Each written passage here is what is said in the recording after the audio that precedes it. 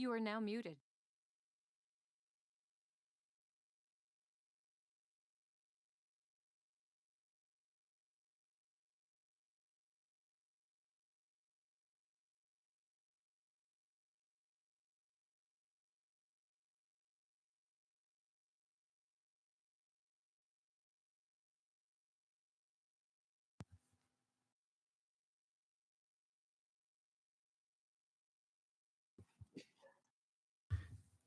Muy buenas noches a todos los asistentes a esta sesión virtual de Química Orgánica 2 del día de hoy, martes 6 de abril.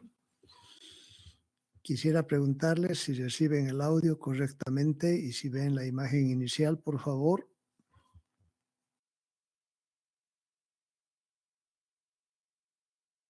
Sí, se escucha, ingeniero.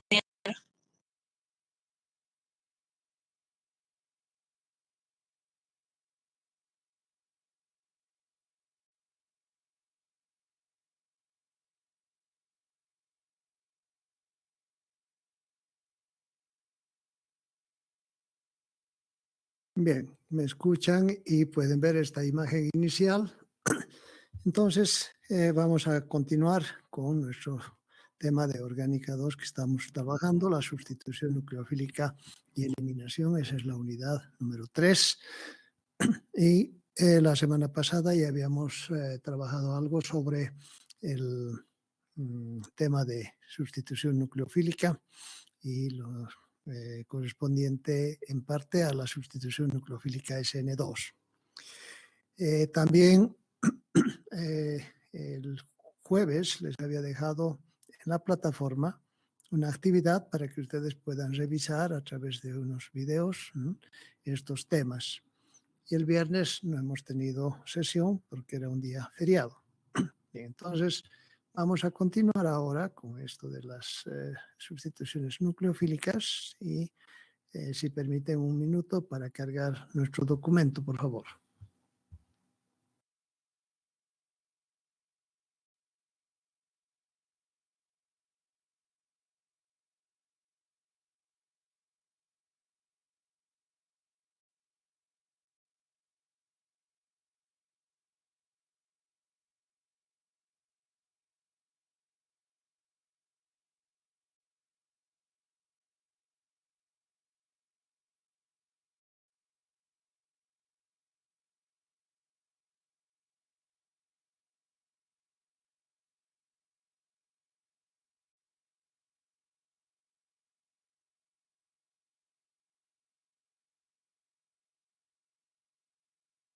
Bien, entonces hemos estado viendo lo que significa la sustitución nucleofílica de tipo SN2, que ha sido descubierta en este ciclo de inversión llamado inversión de Walden, donde reemplazamos el grupo OH primeramente por un cloro y luego nuevamente por el grupo oxidrilo, pero la estereoquímica cambia y pasamos de una configuración S a una configuración R y podemos hacer lo mismo para cambiar de la configuración R a la configuración S. Eso lo habíamos ya trabajado y también vimos de que en la sustitución nucleofílica necesitamos un sustrato, necesitamos un nucleófilo y en el sustrato necesitamos que esté enlazado al carbono que va a recibir al nucleófilo un grupo que sea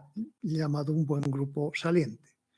Entonces, este grupo saliente bueno generalmente es uno de los halógenos, o cloro, bromo, yodo, o también puede ser un tosilato que está con esta estructura donde vemos el grupo tosil, que es el anillo aromático metil, viene del tolueno, con esta sulfona y oxígeno, y en conjunto es denominado el tosilato.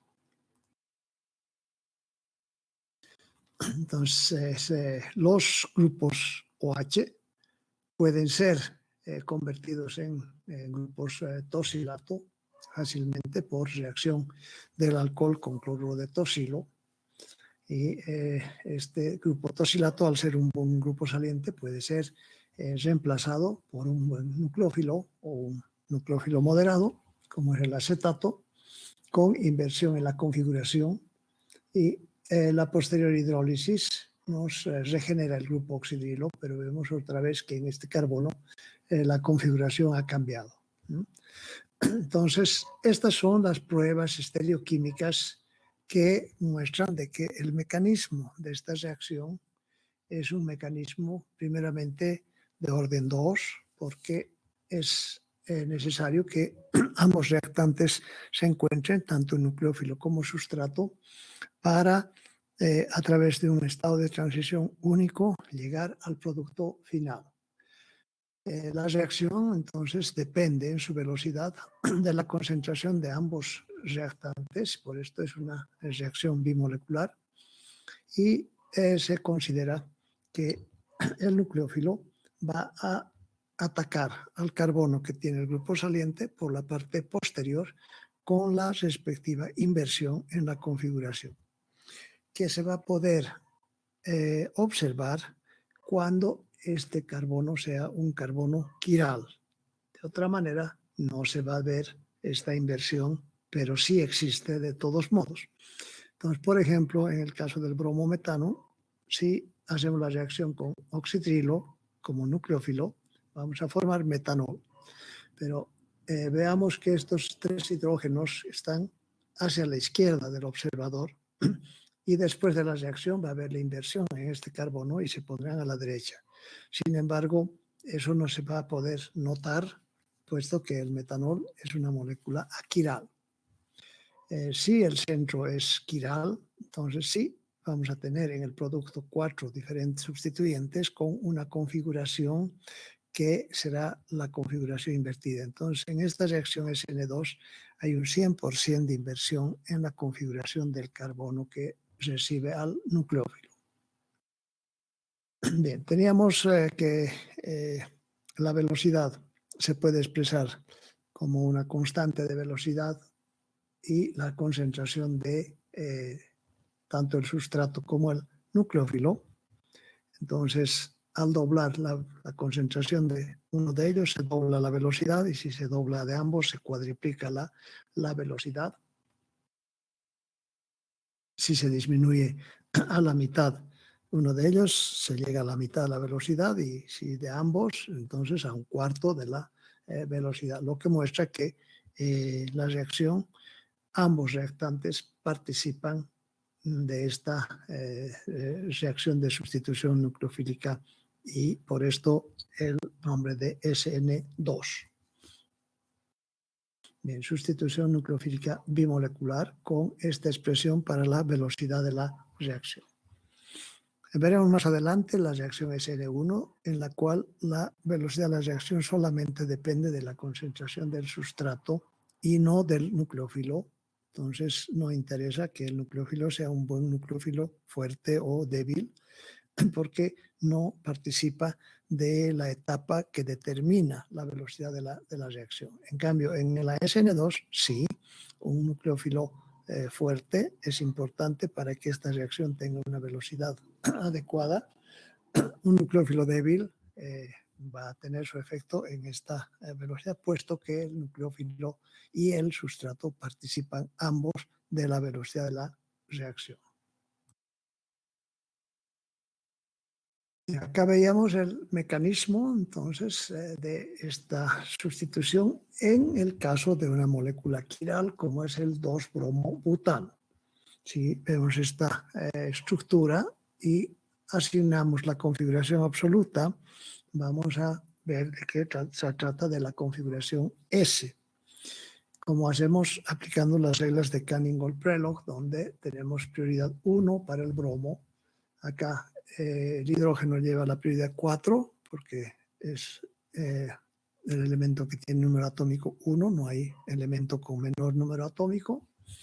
Y entre estos dos carbonos que están directamente unidos al centro quiral, tenemos igualdad, 6 para este carbono, 6 para este, pero en este grupo etil hay 2 hidrógenos y un metil.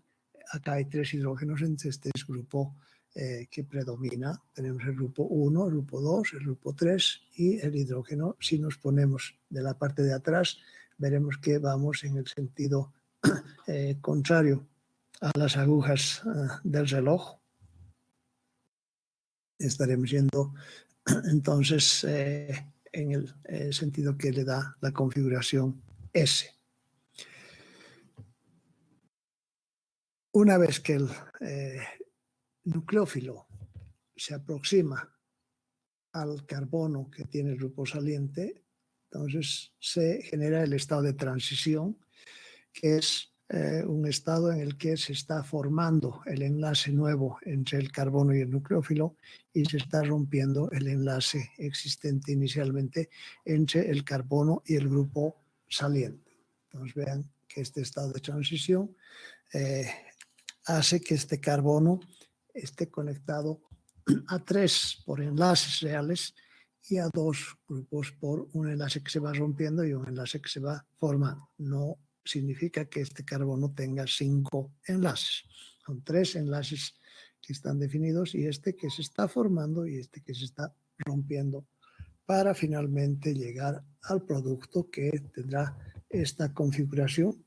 El nucleófilo se ha unido al carbono, el grupo saliente se ha alejado del sustrato y estos grupos que estaban a la izquierda aparecen ahora a la derecha. Y si asignamos la configuración absoluta, la prioridad 1 para el oxidilo por el oxígeno, prioridad 2 para el etil, prioridad 3 para el metil, hidrógeno 4 y veremos que vamos en el sentido de las agujas del reloj.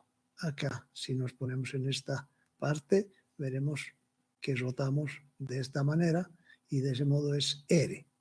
Entonces, este es el alcohol 2-butanol que se forma, pero es el estereoisómero o el enantiómero, si quieren, R a partir del sustrato S2-bromobutano.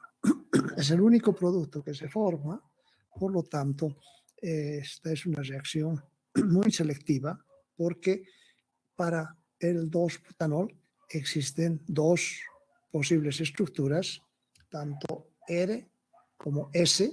Si tuviéramos el enantiómero S, tendríamos todos estos grupos a la izquierda y el OH en azul a la derecha, o sea que serían imágenes entre sí que no se superponen, pero en la sustitución que estamos viendo solamente se forma este estereoisómero, este enantiómero, y no se observa absolutamente ni trazas del otro enantiómero. Entonces, la sustitución SN2 selecciona de 2 posibles estereoisómeros, de 2 posibles enantiómeros, uno solo de ellos.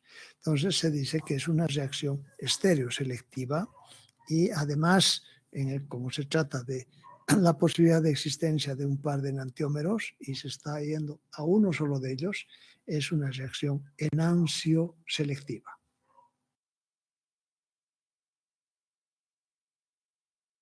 Bien, por otro lado, el carbono que tiene el grupo saliente debe recibir el ataque del nucleófilo por la parte posterior y a medida que vamos reemplazando hidrógenos en el bromometano por grupos alquil, en este caso grupos metil solamente, vamos creando un impedimento estérico para que el nucleófilo se aproxime por la parte posterior.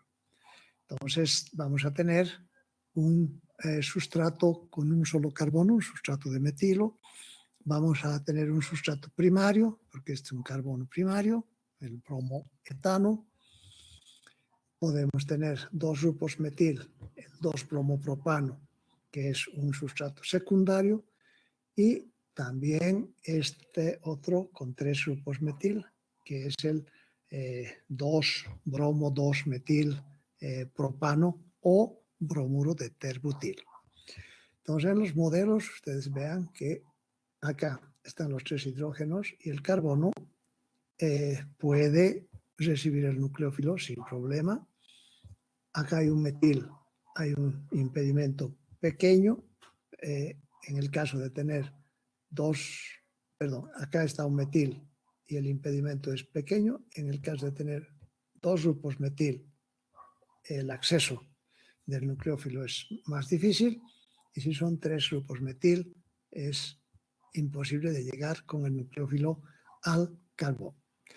En realidad, imposible no, pero es demasiado lento, y este es un camino que no va a seguir una reacción de este tipo, y por lo tanto los sustratos que tienen un solo carbono o son sustratos primarios, son los más veloces.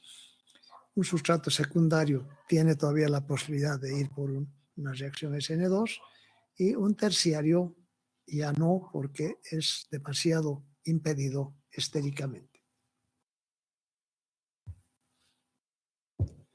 Entonces, acá una comparación de la reactividad en el orden de efecto estérico, donde tenemos un sustrato con un solo carbono, acá un primario, pero con un terbutil vecino que hace un impedimento importante, al que se le asigna arbitrariamente la reactividad relativa de 1 para comparar con otros sustratos si son más rápidos o menos rápidos. Entonces, un secundario es 500 veces más rápido que este, pese a ser secundario, pero vean que un primario es 40.000 veces más rápido, y un metil 2 millones de veces más rápido que este sustrato, y un terciario es muchísimo más lento que este sustrato primario que tiene este grupo vecino, porque acá los 3 metilos están impidiendo el acceso del nucleófilo. No existe sustitución SN2 en sustratos doble enlace o sustratos vinílicos. Por ejemplo, acá, si X es un halógeno o un grupo saliente cualesquiera, no va a existir el mecanismo SN2 de aproximación por la parte posterior. Este es un carbono hibridizado sp2, y en todos los casos acá tenemos el carbono hibridizado sp3. Tampoco en los sistemas aromáticos, donde X es un grupo saliente, no va a existir este mecanismo de sustitución del grupo X por un nucleófilo. Se podrá tener la sustitución de un grupo X por un grupo alquil en este otro tipo de reacción, pero no es una sustitución nucleofílica alifática como la que estamos trabajando. Entonces, en este tipo de reacción estamos en presencia de un sustrato que puede ser con un solo carbono, o un sustrato primario, un secundario o un terciario, y hemos visto que el orden de velocidad será, entonces, para el que tiene un solo carbono, más rápido, luego primario, luego secundario, y terciario no sigue este mecanismo SN2.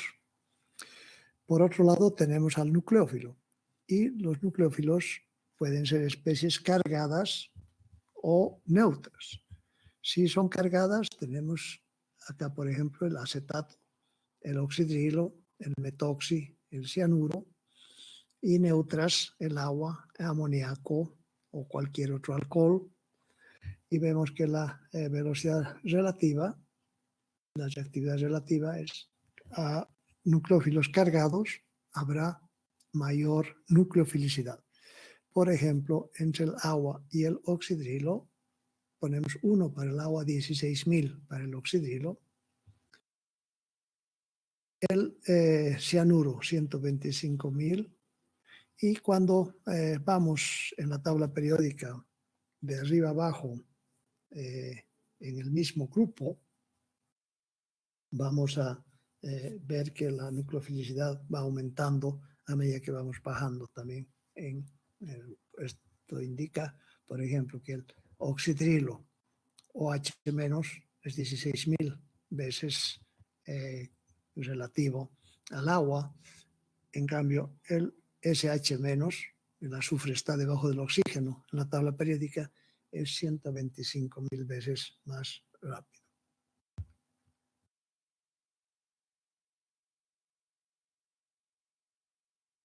Bien, los nucleófilos son bases de Lewis, pueden captar protones también, y la nucleofilicidad es, digamos, bastante cercana a lo que es la basicidad.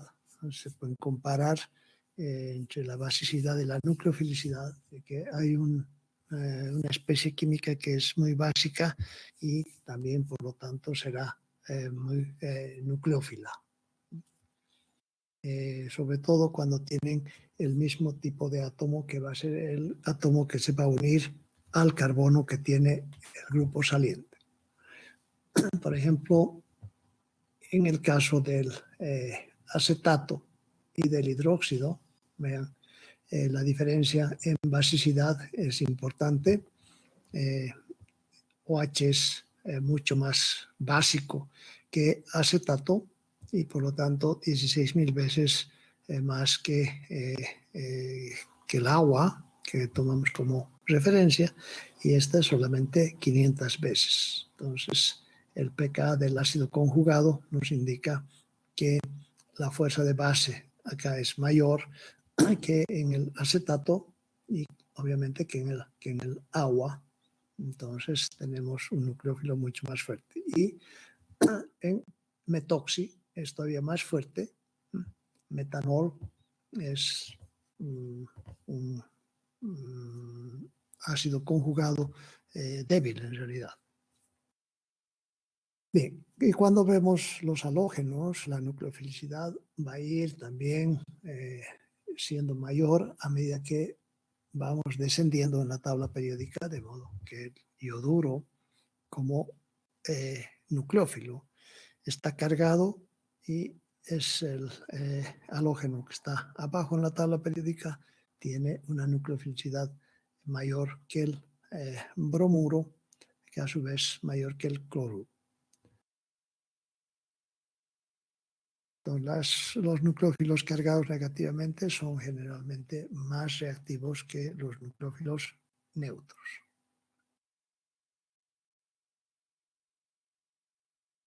Bien, también es importante hablar del grupo saliente, y el grupo saliente, cuanto más estable se encuentre a la derecha de la reacción, mejor grupo saliente será.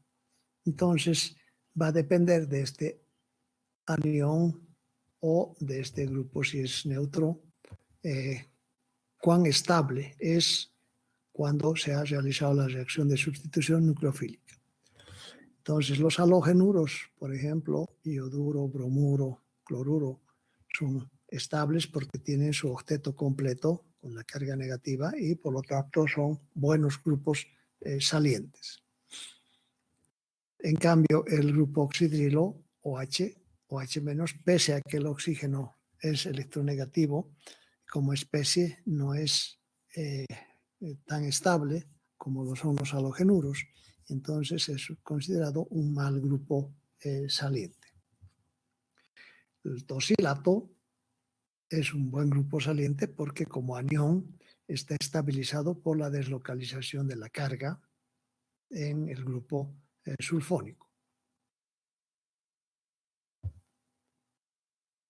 Y tenemos acá entonces un cuadro nuevamente de la reacción, el mecanismo, pasando por el estado de transición, llegando al producto, y veremos el efecto del grupo saliente, LG en inglés, Leaving Group, que va en este orden: el oxidrilo, el amiduro y los alcóxidos en una velocidad, reactividad relativa menor, mucho menor a 1, si se compara con el fluoruro, que se lo toma como referencia para los halogenuros, y el cloruro ya va con 200, bromuro 10.000, ioduro 30.000 y tosilato 60.000.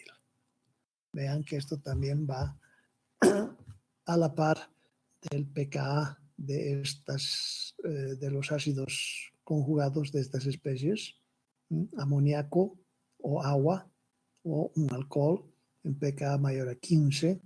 En cambio acá tenemos un pK de -8 y -7.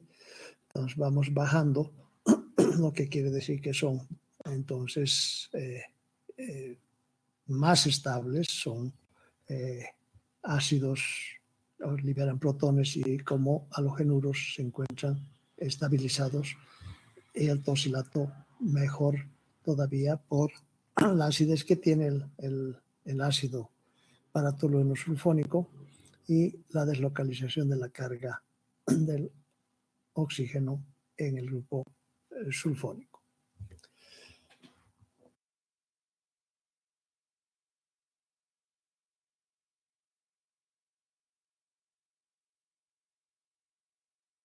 Sin embargo, es posible convertir un grupo oxidrilo en un buen grupo saliente si se trabaja en medio ácido, donde el oxígeno se protona y entonces se convierte esta parte en una molécula de agua unida al carbono que puede romperse fácilmente en este enlace, puesto que el par de electrones va a neutralizar esta carga, vamos a perder una molécula de agua y de ese modo el nucleófilo puede hacer la sustitución nucleofílica SN2.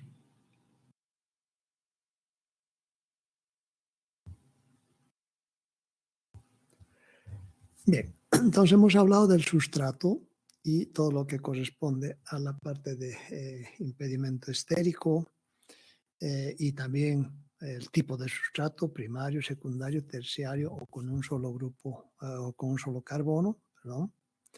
Hemos hablado del nucleófilo, si es cargado es mejor nucleófilo que si no es cargado.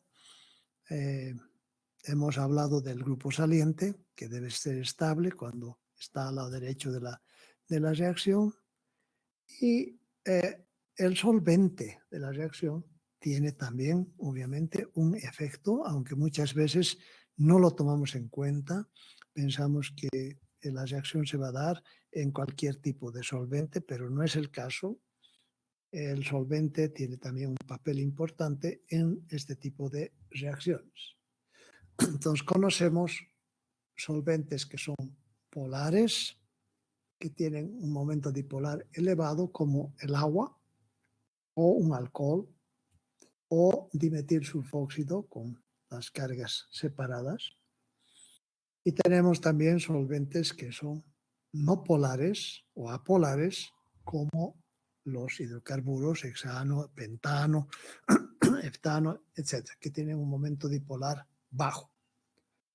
Por otro lado, tenemos los solventes próticos, que tienen enlaces con hidrógeno y que pueden formar entre sus moléculas puentes hidrógeno, como es el caso del agua o de los alcoholes.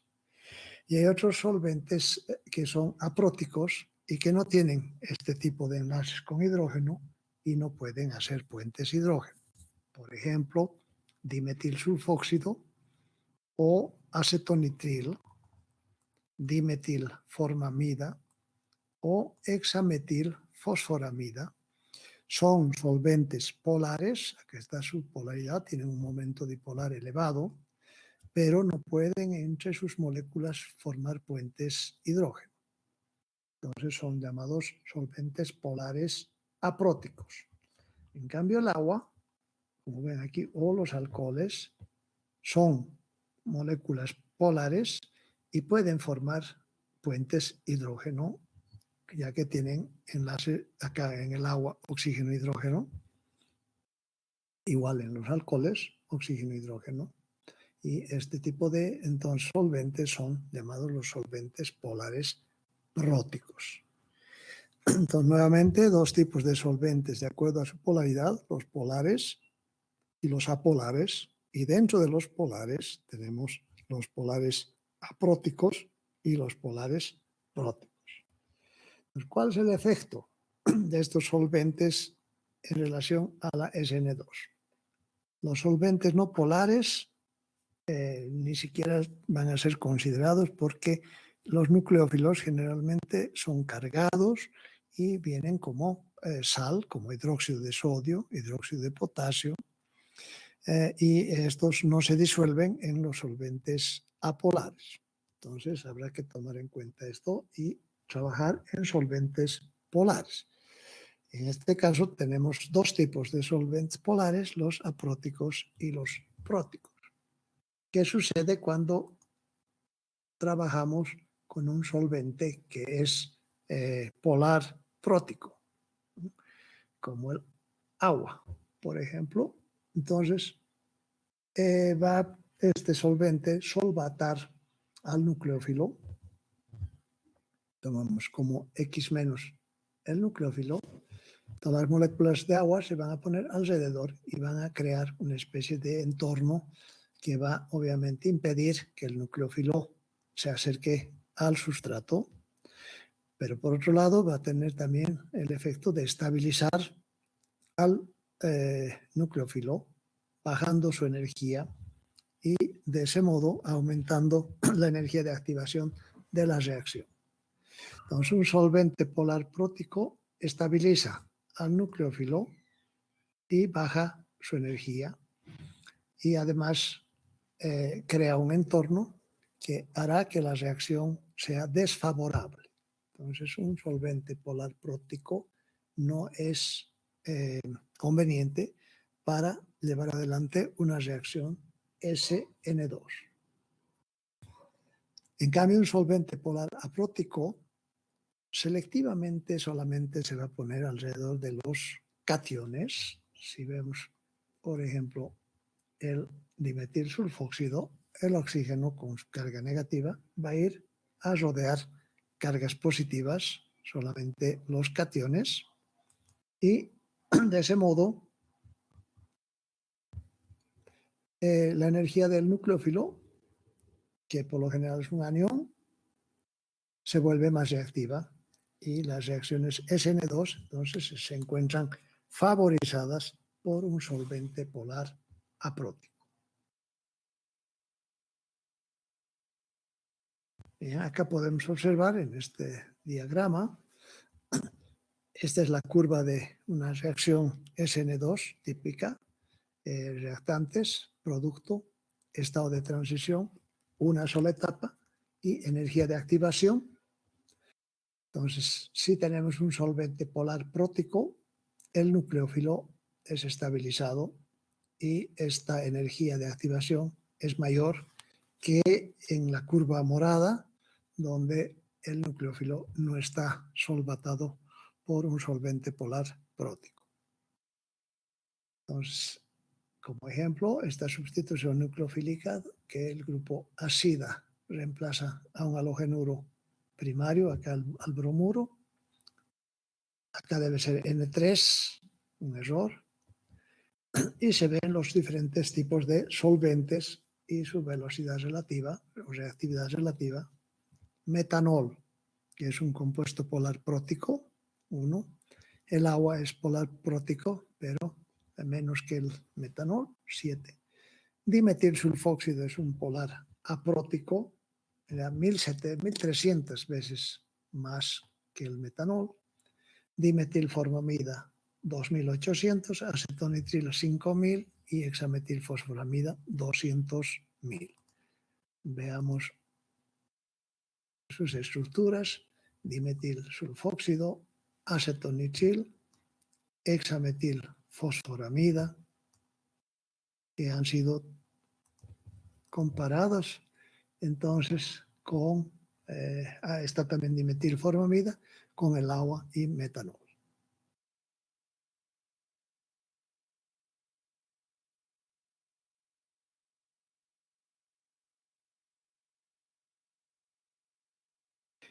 Bien, esto en cuanto a la reacción SN2, y lo que vamos a hacer ahora es visualizar algunos videos que nos van a complementar, respaldar y mostrar algo más sobre estos aspectos que ya hemos presentado hasta acá.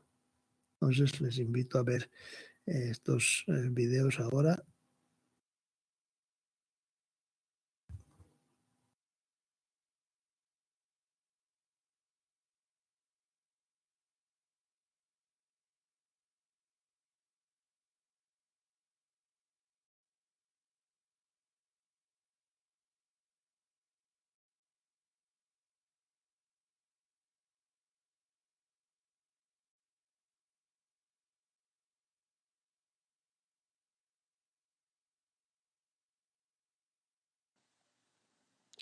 En este cuarto punto de la teoría sobre reacciones de sustitución vamos a ver la estereoquímica de la SN2. La SN2 es una reacción estereoespecífica. Esto quiere decir que partiendo de un estereoisómero vamos a obtener exclusivamente otro estereoisómero. Por ejemplo, partiendo de un enantiómero podemos obtener otro enantiómero. Partiendo de un diastereoisómero, otro diastereoisómero, pero no mezclas. Solamente va a generar un estereoisómero como producto final. Vamos a ver algunos ejemplos de ello. Por ejemplo, aquí tenemos un sustrato en el que el carbono alfa, posee 4 cadenas diferentes y por tanto se trata de un carbono quiral. Tenemos un grupo saliente que es el bromo y vamos a añadir como nucleófilo el ion hidrógeno sulfuro. El HS- va a actuar como nucleófilo, lo vamos a dibujar aquí, y a través de sus pares solitarios atacará al carbono que tiene el bromo. Debido a los impedimentos estéricos, el ataque se va a producir siempre por el lado opuesto al bromo, nunca atacará por la misma cara del bromo. De manera que este ataque, conocido como ataque dorsal, en el caso de que el ataque fuera posible por el lado del bromo, se llama ataque frontal, que queda descartado, no es viable por los impedimentos estéricos que genera el átomo de bromo, y este ataque dorsal con pérdida del bromo nos va a generar un único estereoisómero. De los dos posibles estereoisómeros que se pueden formar, dos enantiómeros, solamente se va a generar el que tengo aquí dibujado. El otro enantiómero tendría el grupo SH hacia la derecha y no se va a observar, porque el impedimento estérico del bromo impide el ataque frontal. Además se va a obtener NaBr, el sodio del hidrógeno sulfuro de sodio, con el bromo que se va como grupo saliente. Vamos a ver unos modelos moleculares. Bueno, primero, antes de que se me olvide, este centro, como habíamos comentado, era un centro quiral y la estereoquímica del mismo es R. El bromo es el grupo A, el etilo grupo B, el metilo grupo C, y ese giro en el sentido de las agujas con el grupo D al fondo da notación R. Este ataque dorsal supone en muchas ocasiones el cambio de la estereoquímica del centro quiral, es decir, pasamos de R a S. El grupo SH es el grupo A, el etilo B, metilo C y el giro nos da notación S. Sin embargo, ese cambio de notación del centro quiral durante la SN2 o del reactivo de la SN2 al producto de la SN2 no siempre tiene por qué ocurrir. Depende de las prioridades de los sustituyentes que partan del carbono. Sí ocurre este cambio cuando el grupo saliente tiene la misma prioridad que después va a adoptar el nucleófilo que entró en la molécula. Aquí el grupo saliente es prioridad A de la molécula de partida y el grupo HS es prioridad A de la molécula final, y debido a eso se invierte la estereoquímica. Sin embargo, no siempre se produce ese cambio. Lo que siempre se va a observar en la SN2 es el ataque dorsal, es decir, el nucleófilo que ataca queda al lado opuesto del grupo saliente, siempre. Grupo saliente a la derecha, nucleófilo a la izquierda, o al revés, grupo saliente a la izquierda, el nucleófilo atacará desde la derecha. Vamos a ver unos modelos moleculares. Estos modelos moleculares intentan representar la reacción que acabamos de comentar. Sin embargo, hay un pequeño fallo. El nucleófilo que he dibujado aquí es un grupo un ion hidróxido, es decir, el OH-. Para ser el HS- debería esta bola, en vez de ser roja, ser amarilla. Y este es igual, este nucleófilo va a atacar por el lado opuesto al grupo saliente, que es el bromo. Tenemos representada esta molécula. Aquí tenemos el etilo, una de las cadenas carbonadas, el etilo. Después hacia nosotros tenemos, aquí sí que lo he dibujado mal, no está bien representado. No estoy seguro de si el hidrógeno está hacia adelante. Por el producto final que obtengo debería suponer que el hidrógeno queda con cuña hacia nosotros, pero es posible que el modelo molecular no esté bien hecho. Si suponemos que el hidrógeno está hacia adelante, es esta bola blanca que tengo aquí, y el metilo es el grupo que va al fondo, tendríamos un sustrato que, al ser atacado con pérdida del bromo, nos va a generar un producto en el que el grupo el nucleófilo se va a unir por la parte de arriba al carbono del sustrato, el bromo se va como grupo saliente y las cadenas que parten de este carbono se van a doblar hacia abajo para dejarle sitio al nucleófilo que ataca. el etilo se dobla hacia abajo y nos va a seguir quedando en el plano del ordenador, de la pantalla del ordenador. El hidrógeno que estaba hacia nosotros sigue quedando hacia adelante y el metilo que estaba al fondo va a quedar al fondo. Es decir, se produce un ataque dorsal con una inversión en la configuración del centro quiral, de manera que el bromo que está hacia abajo es reemplazado por un nucleófilo que va a quedar orientado hacia arriba. Vamos a ver más ejemplos de ataque dorsal con inversión en la configuración del centro. Aquí tenemos una molécula que tiene dos centros quirales, el del metilo y el del bromo. Le vamos a añadir un nucleófilo que es cianuro de sodio. El cianuro va a atacar como nucleófilo al carbono del bromo. Como el bromo está hacia nosotros, el ataque se va a producir desde el fondo del plano, es decir, por la parte de atrás de la pantalla del ordenador. Ese ataque dorsal produce la salida del bromo y nos va a dejar el ciano hacia el fondo. No se va a observar el ataque frontal, es decir, desde arriba. Ese ataque no va a tener lugar. Por tanto, obtendremos un único diastereoisómero. Partimos de un diastereoisómero y obtenemos un solo diastereoisómero, el que tiene el metilo y el ciano a lados opuestos, pero no se observará el diastereoisómero cis, es decir, el que tiene ciano y metilo al mismo lado, porque el ataque se produce de forma exclusiva por el lado opuesto al bromo, ataque dorsal, más un subproducto que es el NABR. Vamos a ver otro ejemplo con y de nuevo las notaciones de la molécula de partida y el producto final nos cambian, pues por lo que comenté antes, la prioridad A de este centro la tiene el bromo y la prioridad A de este otro pasa a ocuparla el nucleófilo que se unió al carbono, el ciano. En un último ejemplo vamos a ver un ciclohexano que lo tengo dibujado en forma de silla, en su conformación de mayor estabilidad, con ambos grupos en ecuatorial. Bueno, en realidad esta silla está bloqueada en esta conformación debido al gran tamaño del grupo terbutilo. Bloquea la silla en esta conformación y le vamos a añadir un nucleófilo que es el amoníaco. El amoníaco va a atacar al carbono del bromo desde arriba, es decir, desde la posición axial. ¿Por qué? Porque el bromo se encuentra en la posición ecuatorial, se produce el ataque por el lado opuesto. Pérdida del bromo y el amoníaco ocupará la posición axial de la silla. El amoníaco perderá uno de sus hidrógenos que junto con el bromo liberarán HBr al medio, o bueno, lo más probable es la formación, en caso de que no pongamos una base que elimine este HBr, es la formación de una sal de amonio, un bromuro de amonio. Resumiendo, la reacción SN2 es una reacción estereoespecífica.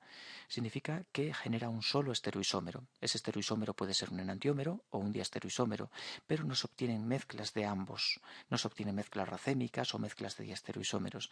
Y la razón de este hecho es el ataque dorsal del nucleófilo al sustrato.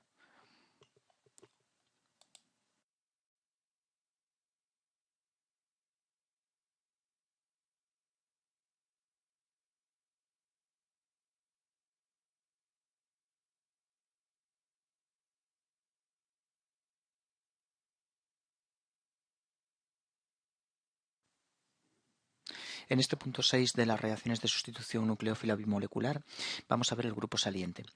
Para que una reacción de tipo SN2 tenga lugar, requiere de un sustrato adecuado, un nucleófilo adecuado y un grupo saliente que se comporte como tal, que tenga capacidad para irse del sustrato. ¿Qué grupos salientes son los más importantes y más aparecen en reacciones de sustitución nucleófila? Bueno, uno de los mejores o el mejor grupo saliente que tenemos es el ion tosilato. Tiene una estructura bastante compleja. Después vamos a comentar por qué esta especie se comporta como un buen grupo saliente. Por otro lado tenemos, son especies idénticas, solamente cambia la cadena carbonada que parte del azufre. El ion mesilato es también otro grupo saliente muy bueno. Y el ion triflato. Son los mejores grupos salientes. Después tenemos los halógenos. El yoduro, el bromuro, cloruro y el agua. Hay más grupos salientes, aunque estos que pongo aquí son los mejores. Y la capacidad para comportarse como grupo saliente se incrementa si nos movemos hacia la izquierda. Cuanto más hacia la izquierda, mejor grupo saliente. Por tanto, el tosilato va a ser mejor grupo saliente que los halógenos, y los halógenos van perdiendo su capacidad para comportarse como grupo saliente según subimos en la tabla periódica. Según recorremos el grupo de los halógenos del yodo al flúor, el yodo es un grupo saliente muy bueno, mientras que el flúor ya no tiene esa capacidad para dar reacciones de sustitución o de eliminación. ¿Dónde se encuentran en la tabla periódica los mejores grupos salientes y qué característica debemos tener en cuenta para identificarlos? Pues un grupo saliente es una especie poco básica. Esa es la característica importante de un buen grupo saliente. Las especies que tenemos arriba, todas ellas, se van a caracterizar por ser especies de una basicidad muy escasa. Son son bases muy débiles. Cuanto más débil sea una base, mejor grupo saliente. ¿Y dónde se encuentran las bases débiles en la tabla periódica? Pues en la tabla periódica las bases débiles se encuentran hacia la derecha, y hacia abajo. Ahí están los mejores grupos salientes, a la derecha y abajo en la tabla periódica. Esto hace que el grupo de los halógenos sea el grupo que contiene los mejores grupos salientes, siendo el mejor de todos ellos el yoduro. El yoduro es la especie que mejor se comporta como grupo saliente de los halógenos. Después va el bromuro, después tenemos cloruro, y el fluoruro es peor grupo saliente y ya no lo consideramos como un grupo saliente. Se une muy fuertemente al carbono y no se comporta como tal. Por tanto, si un buen grupo saliente requiere una basicidad muy baja, ¿por qué un átomo como el oxígeno, que se encuentra muy hacia arriba en la tabla periódica y ya un poco más hacia la izquierda, por tanto mucho más básico que los halógenos, por qué tiene los mejores grupos salientes? Bueno, es debido a la capacidad que tienen estos grupos para estabilizar la carga. La carga que queda sobre este oxígeno cuando se van como grupos salientes se estabiliza mediante resonancia. La resonancia es la que permite, esa deslocalización de la carga es la que permite que se comporten como buenos grupos salientes. Cuando se van de un carbono, la carga queda inicialmente sobre este oxígeno, pero inmediatamente la reparte entre los demás. Tiene capacidad para repartir esa carga que recibe y por tanto es una base muy débil. Debemos tener en cuenta que estas especies son de la familia del ácido sulfúrico, el ácido derivado del tosilato. El ácido del tosilato pues es el paratolueno sulfónico, es un ácido muy fuerte de tipo sulfúrico. Por tanto, su base es muy débil, su base conjugada muy débil, que es el tosilato, y por tanto se comporta como muy buen grupo saliente. Estas serían las características importantes para determinar qué especies son buenos grupos salientes. Las que más habitualmente aparecen en las reacciones de sustitución son las que tenemos aquí comentadas. También es cierto que existe otro tipo de grupo saliente con oxígeno, que es el agua. El agua, el OH2, cuando va unido a un carbono en forma de ion oxonio, tiene una gran capacidad para comportarse como grupo saliente, porque el oxígeno positivo es muy poco básico y por tanto se va fácilmente en forma de agua. También nos ocurre lo mismo con el azufre. El azufre también tiene esta misma peculiaridad. Si tenemos un azufre que tenga 3 cadenas unido a un carbono y a otras 2 cadenas de forma que se encuentre positivo, esta sal de sulfonio se comporta como buen grupo saliente y también se puede ir de una molécula. Y un caso que va a aparecer en reacciones en el tema de las aminas es la misma situación con el átomo de nitrógeno. Las sales de amonio también se comportan como buenos grupos salientes. De todas ellas, el mejor es el azufre. Es el que más hacia abajo en la tabla periódica está. Después iría el oxígeno y el nitrógeno es el peor de los 3 cationes que tengo aquí. De todas formas, todos ellos se comportan en diferentes reacciones como grupos salientes. En la eliminación de Hofmann de las aminas tenemos un nitrógeno que actúa como grupo saliente. En las reacciones de formación de epóxidos mediante hiluros de azufre, este tipo de grupo se comporta como grupo saliente, y el caso del OH, del grupo hidroxilo, para transformarlo en grupo saliente, una opción que tenemos es protonarlo mediante ácidos, y lo convertimos en agua que tiene comportamiento como grupo saliente. Bien, ahora vamos a ver algunos ejemplos de cómo se puede conseguir que un grupo hidroxilo, un alcohol, pueda dar reacciones de sustitución nucleófila bimolecular. El OH es un grupo muy básico y no se comporta como grupo saliente. El enlace que forma con el carbono es muy fuerte y no se va a marchar, no tiene capacidad para estabilizar la carga que recibe y por tanto no sale, no podemos reemplazarlo por otros grupos. Pero hay dos trucos que permiten conseguir de este hidroxilo un buen grupo saliente. Uno de ellos es añadirle un reactivo que se conoce como cloruro de tosilo. Viene del tosilato anterior y tiene reemplazado el oxígeno por un cloro. Es cloruro de tosilo. El cloruro de tosilo, cuando puede reaccionar con los alcoholes en presencia de una base, se emplea una base como la piridina y lo que va a ocurrir es que el cloro del cloruro de tosilo y el hidrógeno del alcohol van a liberar ácido clorhídrico. Se va a perder ácido clorhídrico, el cual lo neutraliza la piridina. La piridina actúa como base eliminando del medio ese ácido clorhídrico desprendido. Y el oxígeno y el azufre se van a unir por un enlace simple. Es una reacción de adición-eliminación, ataque del hidroxilo al azufre, con adición hacia el oxígeno y posterior eliminación del cloro, pero de momento lo podemos dejar de esta manera, para ver fácilmente cómo se forma el producto en el que el OH se transforma en buen grupo saliente. No tendríamos más que considerar esto, la unión de este oxígeno al azufre, con pérdida de HCl. Esto nos genera un nuevo compuesto en el que ahora el oxígeno sí se comporta como un grupo saliente, porque hemos formado en esta etapa nada menos que un tosilato, el mejor grupo saliente que tenemos para las reacciones de sustitución. Todo esto es un tosilato. Se puede representar de forma sencilla como OTS, el OTS, que antes se me olvidó comentarlo.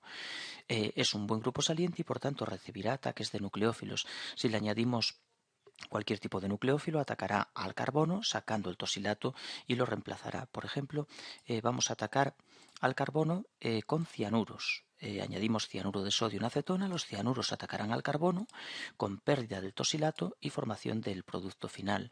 Ataque dorsal con inversión del carbono, de la configuración de la estereoquímica del carbono, y además se va a quedar en el medio el tosilato de sodio. Tenemos una SN2 que la conseguimos hacer a partir de un OH, que es un mal grupo saliente, transformándolo en un buen grupo saliente con el cloruro de tosilo.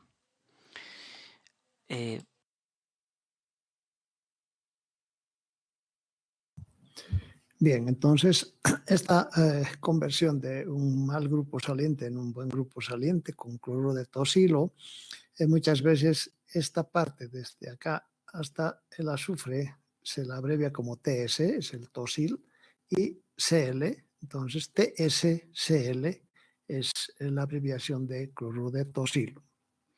Y forman el tosilato que es OTS, desde acá hasta acá TS, entonces OTS como buen grupo saliente, atacado por un buen nucleófilo, inversión en la configuración y formación entonces del producto de esta manera. Un modelo molecular para el cloruro de tosilo, el azufre unido al cloro y a los dos oxígenos por enlaces dobles, y el tolueno. El cloruro de tosilo es esta molécula que tenemos aquí dibujada, es su modelo molecular, ¿no? Bien, y una última cuestión sobre los grupos salientes. Aparte de conseguir buenos grupos salientes o tosilatos a partir de alcoholes, según esta reacción que tenemos aquí, también podemos convertir un alcohol en un buen grupo saliente si lo protonamos. Si le añadimos un ácido como por ejemplo HCl, vamos a conseguir hacer una reacción de sustitución nucleófila en la que el OH se reemplaza por un cloro y va a ser una reacción de tipo SN2. ¿Cómo es posible que el OH, que es un mal grupo saliente, pueda dar una reacción de tipo SN2 si no añadimos por ejemplo el cloruro de tosilo anterior? Bien, porque este alcohol se va a encontrar en un medio ácido. Se encuentra en presencia de clorhídrico. El clorhídrico genera protones en el medio. Está fuertemente disociado ya que es un ácido muy fuerte y esos protones protonan el grupo hidroxilo convirtiéndolo en agua. Este ion oxonio formado se va a ir en forma de una molécula de agua cuando los nucleófilos que hay en el medio, que son los cloruros, ataquen. Tiene que atacar y perderse el agua todo simultáneamente, mecanismo de tipo SN2, puesto que la formación del carbocatión no es viable. Sería un carbocatión primario inestable, por tanto sigue un mecanismo de tipo SN2 y ahí se reemplaza la molécula de agua por el cloro. Esta es una segunda forma de conseguir transformar o cambiar el OH por otro nucleófilo. Sin embargo, tiene importantes limitaciones, ya que no siempre al medio podemos añadir especies que tengan un protón, que liberen protones, que permitan protonar el hidroxilo y que contengan además un nucleófilo que ataque. Esto es bastante, no es muy frecuente. Funciona bien con los ácidos de los halógenos. El HCl, el HBr y el HI van muy bien para cambiar el grupo hidroxilo por cloro, bromo y yodo. Y aunque ahora de momento aún no lo hemos estudiado, hay que indicar que cuando el alcohol es secundario o terciario, si lleva una cadena aquí más o incluso dos cadenas más, nos vamos a encontrar con el problema de que el mecanismo seguido por la reacción ya no va a ser de tipo SN2, sino de tipo SN1, es decir, transcurrirá a través de formación de carbocationes con los problemas que eso entraña, ¿no? Como la pérdida de la estereoquímica, ya que genera mezclas racémicas en el caso de centros quirales, y también pues, los problemas derivados de posibles transposiciones de carbocatión. De manera que en general solamente nos funciona bien este tipo de reacción pues, con los ácidos de los halógenos, y hay que tener cuidado con sustratos secundarios o terciarios a posibles transposiciones de carbocatión. Bien, entonces, resumiendo, la SN2 requiere un buen grupo saliente. Los buenos grupos salientes son especies muy poco básicas. En la tabla periódica se encuentran a la derecha y abajo. Los mejores grupos salientes, tosilatos y derivados, y los halógenos empezando por el yodo. Cuanto mejor grupo saliente tenga un sustrato, más rápido dará la SN2. Una SN2 en la que el sustrato tiene yodo es más rápida que una SN2 en la que ese mismo sustrato y ante un mismo nucleófilo tenga cloro o tenga grupos salientes peores. Por tanto, cuanto mejor grupo saliente, más rápida la SN2.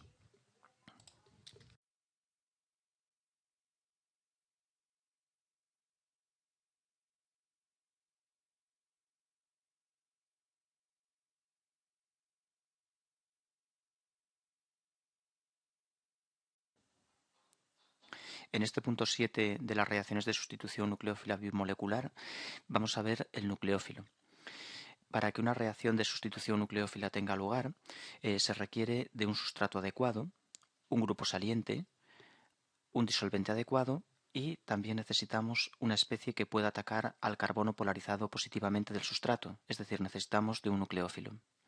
Vamos a ver las características que poseen los buenos nucleófilos, los que son capaces de dar una SN2 e incluso dependiendo de su capacidad de ataque, de su nucleofilia, la SN2 será más o menos rápida. Un primer factor que afecta a la nucleofilia, a la capacidad de un nucleófilo para atacar a un carbono polarizado positivamente, es la carga.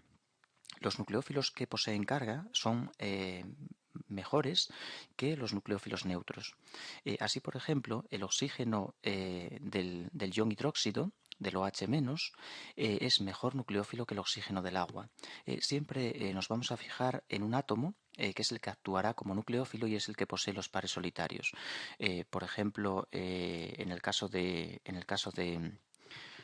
del OH y del agua, el grupo que actúa como nucleófilo es, en el caso del OH, perdón, el átomo que actúa como nucleófilo es el oxígeno. En el caso del agua también es el mismo átomo, pero la diferencia es que en el caso del ion hidróxido se encuentra cargado y en el caso del agua se encuentra neutro. El ion hidróxido es mucho mejor nucleófilo que el agua y por tanto dará reacciones de sustitución a mayor velocidad. Si comparáramos, por ejemplo, dos reacciones SN2 con un determinado sustrato, por ejemplo, con el bromuro de tilo, y lo hacemos reaccionar con el ion hidróxido, con OH-, y comparamos la velocidad de reacción con el agua, vamos a observar una enorme diferencia en cuanto a la velocidad de ambas reacciones. Así, la de arriba transcurre de forma rápida y, sin embargo, la de abajo ni siquiera va a funcionar. Va a ser una reacción lentísima. De igual manera, podemos comparar la capacidad, la nucleofilia del ion amiduro con la del amoníaco. El ion amiduro es muchísimo más nucleófilo debido a la carga que el amoníaco. La carga convierte a una especie en más básica y también en más nucleófila. El amiduro mejor nucleófilo que el amoníaco.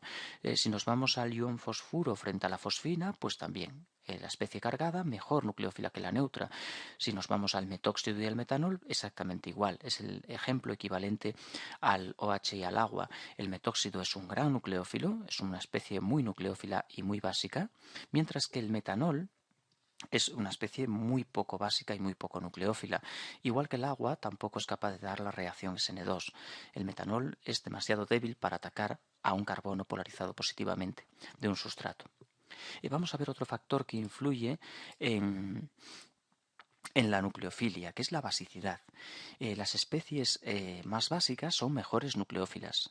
A mayor basicidad, mejor nucleofilia. Sin embargo, lo cierto es que esto no se cumple siempre. Se cumple cuando nos movemos en la tabla periódica de derecha a izquierda, es decir, nos movemos sobre un periodo de la tabla periódica. Así, cuanto más hacia la izquierda, tenemos una mayor basicidad y esos átomos serán mejores nucleófilos. Lo cierto es que la basicidad, bueno, vamos a representarlo aquí en la tabla periódica, la basicidad varía en la tabla periódica hacia arriba. Varía en la tabla periódica la basicidad, según nos movemos hacia arriba, se incrementa la basicidad hacia arriba en la tabla periódica y también se incrementa cuando nos movemos a la izquierda. Eso, arriba y a la izquierda se incrementa la basicidad. Más básico, más básico cuando nos movemos arriba y a la izquierda. Sin embargo, el movimiento hacia arriba no incrementa la nucleofilia, porque hay un factor que se llama polarizabilidad, que después vamos a ver, y ese factor sí es más importante que la basicidad, de manera que la nucleofilia, en vez de incrementarse hacia arriba en la tabla periódica, se incrementa hacia abajo, porque aumenta la polarizabilidad. Por tanto, este segundo factor solamente debemos considerarlo en el movimiento a derecha o izquierda en la tabla periódica. Es decir, los átomos que estén más hacia la izquierda son más básicos y por tanto más nucleófilos que los que están a la derecha. Así, por ejemplo, si consideramos el amoníaco frente al agua, nos fijamos en el átomo que tiene los pares solitarios. En este caso es el átomo de nitrógeno. Nos fijamos en el agua, en este caso es el átomo de oxígeno el que tiene los pares solitarios. Es el átomo que actúa como base y como nucleófilo. ¿Quién es más básico? Pues el nitrógeno. El nitrógeno, que está más hacia la izquierda que el oxígeno, es más básico y más nucleófilo, por tanto. El amoníaco es mejor nucleófilo que el agua. Si comparamos la fosfina con el H2S, con el sulfuro de hidrógeno, pues igual tenemos el azufre y el fósforo. El azufre más a la derecha pues es menos nucleófilo. O mejor dicho, el fósforo más hacia la izquierda es más nucleófilo porque es más básico. Así que tenemos que la fosfina es un nucleófilo mejor que el H2S por encontrarse en la tabla periódica más hacia la izquierda. Bien, resumiendo, los buenos nucleófilos, especies cargadas. Las especies con carga son mejores nucleófilas que las neutras. Esto es un factor de mucho peso. Una especie cargada habitualmente es mejor que una neutra. Hay excepciones. Por ejemplo, el amoníaco es mejor nucleófilo que el fluoruro, a pesar de que el fluoruro tiene carga, pero es que el flúor está muy mal situado, arriba en la tabla periódica y muy a la derecha. El nitrógeno está mucho mejor situado.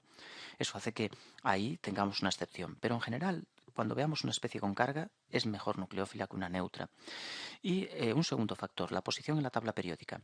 Cuando nos movemos en un periodo, los mejores nucleófilos se van a encontrar hacia la izquierda. Los átomos, cuanto más hacia la izquierda, son mejores nucleófilos.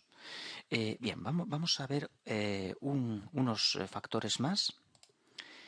Ahora vamos a movernos dentro de un grupo en la tabla periódica. En vez de movernos a derecha e izquierda, vamos a subir y bajar en la tabla periódica. Sabemos que la basicidad incrementa la nucleofilia y sabemos que la basicidad se incrementa hacia arriba. Los átomos pequeños son más básicos que los átomos grandes.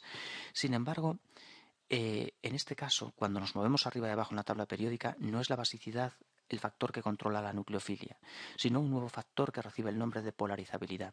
Y la polarizabilidad está directamente relacionada con el tamaño del átomo, de manera que los átomos voluminosos son más polarizables y tienen mejor capacidad para atacar. La polarizabilidad es la propiedad que permite a un átomo polarizarse, es decir, distribuir la carga de forma no uniforme, situar carga negativa en la zona donde hay cercana a una polaridad positiva de otro grupo. Un átomo como el yoduro es capaz de polarizarse porque es muy voluminoso. Sitúa su carga, su densidad de carga, hacia el lado donde está el carbono al que tiene que atacar, y eso le permite atacar mejor. Por tanto, los átomos voluminosos son más nucleófilos que los átomos menos voluminosos, que los más pequeños, por la polarizabilidad. Esto hace que en la tabla periódica, cuando nos movemos hacia abajo en la misma, cuando nos movemos hacia abajo en la tabla periódica, incrementamos la nucleofilia de la especie. El yoduro, que está más abajo que el bromuro, es mejor nucleófilo. El yoduro es uno de los mejores nucleófilos que tenemos. El H2S es mejor que el agua porque el sulfuro de hidrógeno está más abajo que el oxígeno, el azufre está más abajo que el oxígeno. El pH3, la fosfina, es mejor nucleófilo que el amoníaco porque el fósforo está más abajo que el nitrógeno en la tabla periódica. De acuerdo, por tanto, resumiendo, si dibujamos aquí una pequeña tabla periódica, no sé si lo conseguiré, se me da fatal el pintar, pues si dibujamos una tabla periódica, podemos resumir que la nucleofilia aumenta en la tabla periódica cuando nos movemos hacia abajo y cuando nos movemos hacia la izquierda. Ahí tenemos los mejores nucleófilos. Son los mejores nucleófilos. Cuando nos movemos hacia la izquierda, ¿por qué aumenta la nucleofilia? Porque aumenta la basicidad. Cuando nos movemos hacia abajo, ¿por qué aumenta la nucleofilia? Porque aumenta la polarizabilidad. A la izquierda y abajo, los mejores nucleófilos. Y por último, un factor más, un último factor, el punto 4, que es la resonancia. La resonancia es la deslocalización de la carga. La deslocalización de pares solitarios en una molécula. Esa deslocalización de la carga hace que la nucleofilia disminuya de forma importante. Un ejemplo lo tenemos en el ion hidróxido y en los acetatos. El ion hidróxido es mucho mejor nucleófilo que el acetato. ¿A qué se debe? Bueno, pues se debe a que el ion hidróxido posee su densidad, su carga, la posee concentrada sobre un átomo, que es el átomo de oxígeno. Este átomo de oxígeno es el que soporta esa carga, ese electrón de más que posee esta especie. Sin embargo, si nos vamos al ion acetato, si dibujamos el ion acetato, podemos ver que la carga se distribuye entre dos átomos de oxígeno. En la estructura que estoy dibujando aquí, la carga está localizada en el átomo de abajo, en el átomo de oxígeno de abajo. Sin embargo, este átomo cede su par y pasa la carga al oxígeno de arriba, es decir, presenta resonancia. Estos son las estructuras resonantes que van a componer el híbrido de resonancia del ion acetato. El híbrido de resonancia se compone de estas dos estructuras. Ahora el enlace doble queda en el oxígeno de abajo y el simple queda en el oxígeno de arriba, el cual va a ser el que ahora soporta esa carga negativa. Por tanto, esta distribución de la carga hace que cada oxígeno soporte media carga negativa. Y esto disminuye muchísimo la nucleofilia, la capacidad de ataque. Esos oxígenos con media carga cada uno, pues no atacan igual que el oxígeno del ion hidróxido, que posee toda la carga sobre él para poder atacar a un carbono polarizado positivamente. Algo parecido o lo mismo nos ocurre con el ion amiduro y con el ion acida. El ácida de sodio, el ion acida es un nucleófilo pues mucho peor que el amiduro debido a la resonancia también. Distribuye su carga entre dos nitrógenos, entre los nitrógenos de los extremos. Un modelo molecular para terminar, el modelo del ion acetato representando el híbrido de resonancia del mismo, con la carga distribuida entre ambos oxígenos.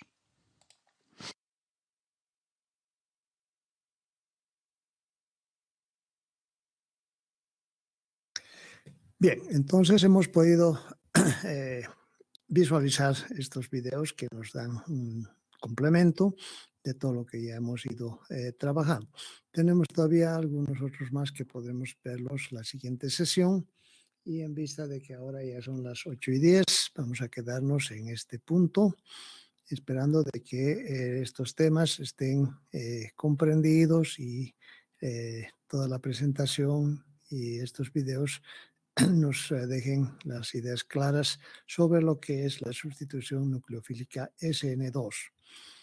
Y después de terminar esta parte de la sustitución nucleofílica SN2, veremos la sustitución nucleofílica SN1, con lo que habremos completado la sustitución nucleofílica alifática, para luego trabajar con las eliminaciones también y ver y comparar la relación que existen entre las eliminaciones y las sustituciones, la competencia que existe entre sustitución y eliminación, y habremos trabajado las eliminaciones de orden 2, E2, y las eliminaciones de orden 1, E1, y veremos entonces cómo tenemos el comportamiento de un sustrato en un determinado medio para ver si es favorable una sustitución o una eliminación, etc. Pero eso lo iremos desarrollando entonces posteriormente. Por ahora nos vamos a quedar en este punto y nos encontraremos en la plataforma el día jueves a la 1:15, más o menos 10 minutos siempre. Y entonces les deseo que tengan una feliz noche, cuídense mucho, trabajen bien. Me alegra que sean tantos los que pueden ingresar a la plataforma.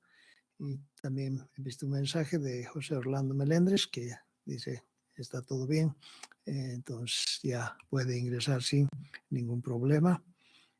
Por lo tanto, ya nos iremos viendo entonces en las siguientes sesiones en la plataforma, y les deseo nuevamente una feliz noche. Será hasta el jueves a la 1:15. Muchas gracias, muy buenas noches a todos. Gracias, doctor. Buenas noches.